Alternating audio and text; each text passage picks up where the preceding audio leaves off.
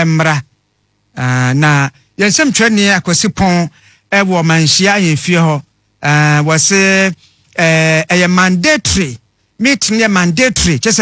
obia by force wa hina wa ankwase no otumfo chewa yo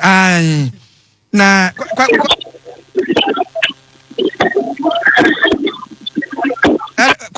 kwasi pon menhia Alice reporting from Menhia Palace akwasi akwaba Major so radio na kwasi ayi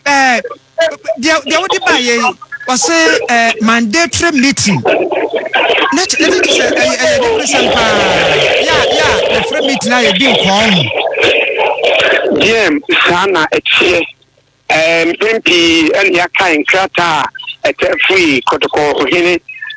na sue no office na do okrampa ya na ordinary announcement to permission obesoya na chiame the following meetings no date ni na pika bia Kumasi traditional council this year that say it is one who can say Santiman traditional council this year that say na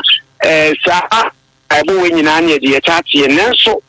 na no dey krata free protocol hini asue ebeto twa no na yakata so kokura ha ne odita to ene se sa nhemudie eye mandatory eye ohye ya na pada ne senti efese Santini bia na ubia o santihini akonye bia subia se ye Ghana ha sika ekosuja se etra asantimantem bia no ye hye emasa oni kron tempo ni koba ne se ohene no a oti saa adwana so no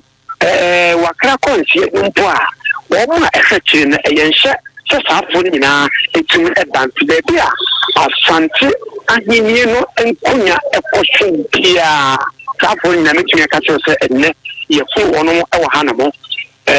dikura ye enim se abrofo pa ya omunyina aba hanamo ne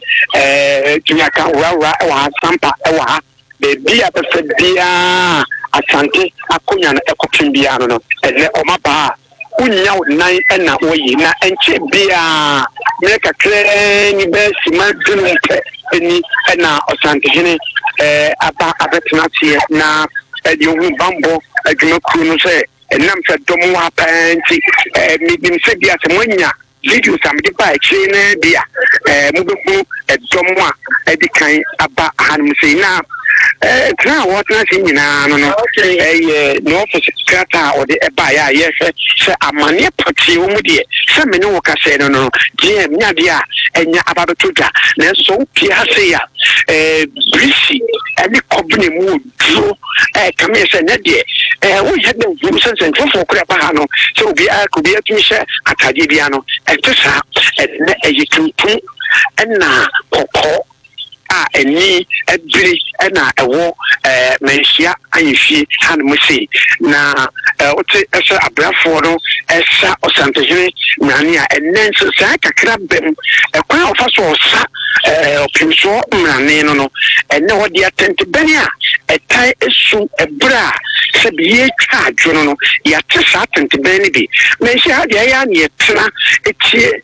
ohene nsem tina onafie entini na ye kuna antsai no and said attentive baby ata emrani a osa osantehene no akira eno de enye enigie saa na nsam so wo o de frede nya de a ode atwetwa ama yatie na ye koso ebutu yeyi na ya fane ye koso no attentive bensa ne de bi bebremu ebebo mu enu fa